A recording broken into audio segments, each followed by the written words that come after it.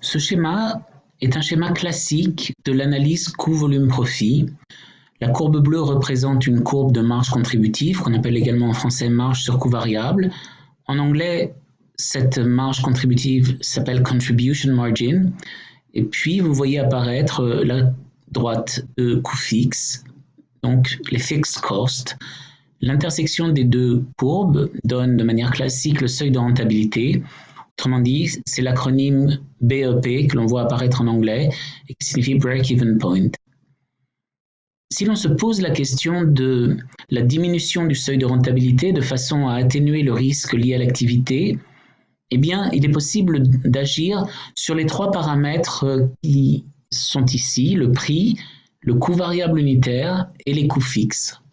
Commençons par le prix. Si le prix augmente et que le coût variable unitaire ne change pas, eh bien la marge contributive unitaire, c'est-à-dire la pente de la droite bleue, sera plus importante. Autrement dit, la courbe bleue aura un coefficient directeur plus abrupt et elle croisera la courbe rouge plus tôt.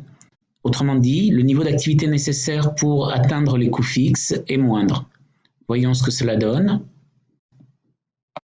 Vous voyez que le pente de la droite bleue augmente et que donc l'intersection avec la courbe rouge se fait pour un niveau d'activité plus faible. De la même manière, il est possible d'agir sur le coût variable unitaire.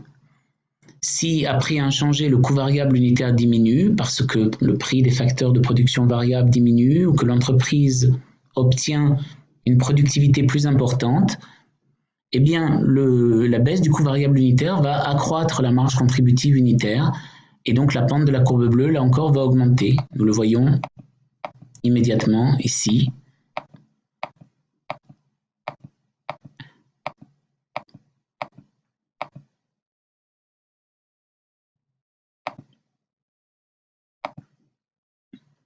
Enfin, le dernier paramètre sur lequel on peut agir, c'est le paramètre des coûts fixes. Donc, si mes coûts fixes sont à 25 000, eh bien, en diminuant les coûts fixes, la droite rouge va se rapprocher de l'axe des abscisses et donc l'intersection avec la courbe bleue se fera pour un niveau d'activité plus faible.